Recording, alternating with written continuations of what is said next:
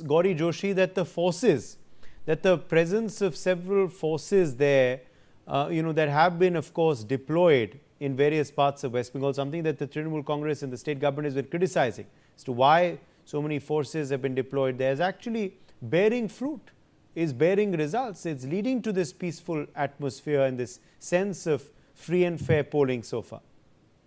No, absolutely, Uday. I completely agree because it was very important to finish the kind of Gunda Raj that Mamata had for the last 10 years of hers. Of course, removing the CPIM was not a small feat. 2011, 2016, and 2021. 2021 being, the second term of the BJP, and still, I mean, we all remember how the Prime Minister post-COVID was just increasing his, beard and, giving a Rabindranath Tagore vibe and still not being able to make a dent. So this time, I mean, we understood that Mamata plays the game better than you whenever, you try to compete with her. It always looked like, a house squabble between the two, but I think it's gotten very personal this time. And as I mentioned before, any strong leader, be it Kejriwal, be it Mamata, if they're not removed right now, like Nitish Kumar has been sent to the Rajya Sabha, so now he has a pension plan in place, but no competition to the Prime Minister's place. And now we've got Kejriwal, who's been ousted, and we will see what happens at Punjab Right. elections. But we also have to see how Mamata Banerjee is going to fare for her fourth term because it will directly place her Yes. Now against the the Prime women Minister. voters as well. A lot of women voters, very quickly. I want to quickly ask you, Gauri, on which way they could sway. That could also end up being something important. A lot of women voters in this queue that we are seeing on our screens in Birpur. And I've always mentioned that the Prime Minister has built a rapport with women. He himself might not be, married, but he has a Mata Behin Beti relationship with women, which started with 2014's Ujjwala Yojana to, Beti Bachao, Beti Padhao. And of course, we're seeing that a lot of policies have been coming down from the Congress regime only. But still, we have to understand that the Prime Minister gets to the hearts of women. So if he asks them to have their men not drink and the excise policy in Bihar to be implemented and the whole support to be there in Uttar Pradesh, they've been the swaying factor to remove the Samajwadi Party's rule from 2018, and then we are now seeing Bengal. So I truly believe that the Adi Abadi, which we call the women, Yes. will be very, very instrumental in deciding the fate of the BJP. It might be Suvendu versus Mamata in the seats, but it is directly Modi against Mamata, and it's a very interesting match this time. All right, these are breaking visuals coming in. I think actor Vijay is going to be exiting the polling booth there after casting his vote. You can see the kind of media attention, of course, on him is pretty unprecedented. Of course, a lot of cameras there, a lot of other crowd as well. Actor Vijay, we're going to wait and watch as to whether he'll also speak with the media or not. Okay. So Vijay has just left the polling booth.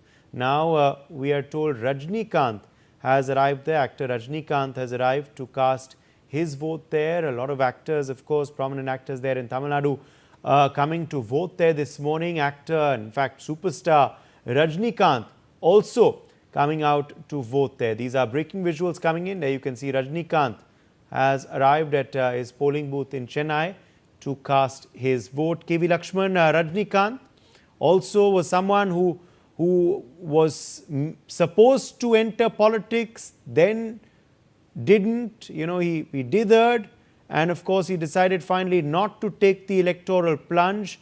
But of course Rajnikant has always been very diligent with his voting. We often see him, of course, in Lok Sabha elections, assembly elections, today as well, coming out one of the morning voters there in Chennai, actor Rajnikant on our screens. KV Lakshman.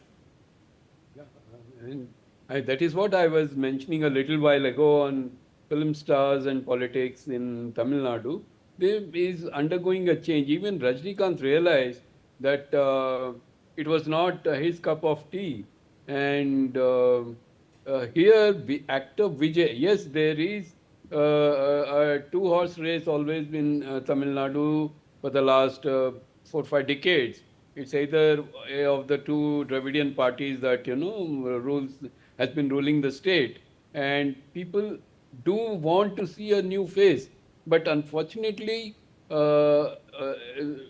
breaking breaking out of the control of these two major parties has been a challenge for any newcomer.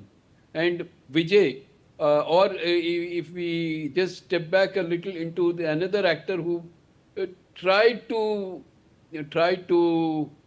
kind of become a major political force, Vijay Khan, he did manage to win a few seats at the first time, but again, afterwards he just faded away. So now Vijay being a star, it does give him a lot of advantage in the starting stages.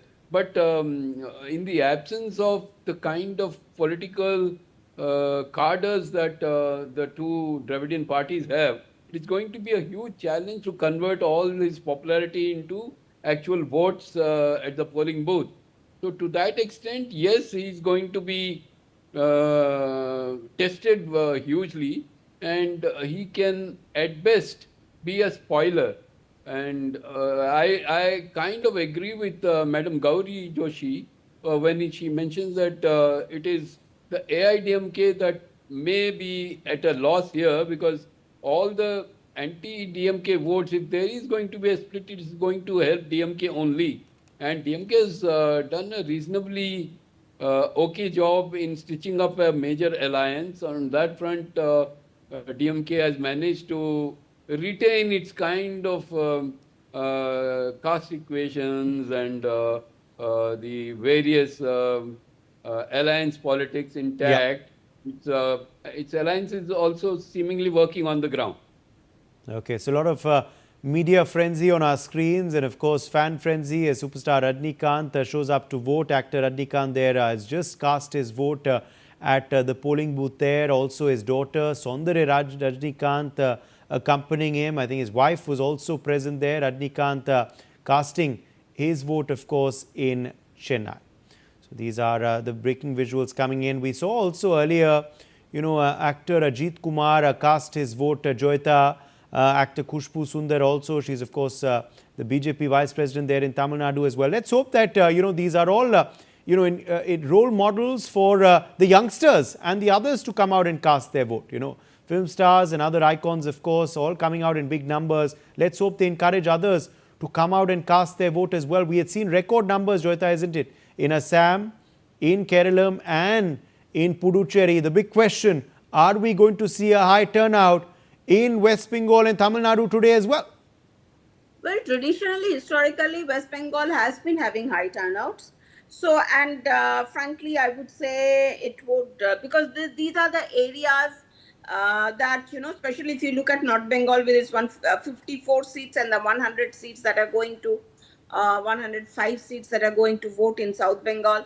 The 54 seats, I would say BJP is expecting to do very well.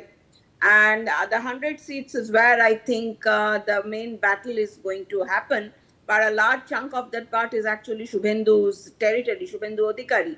So BJP, to have a high turnout today, it's important for the BJP, because then it means that, yes, the BJP has a chance in these elections.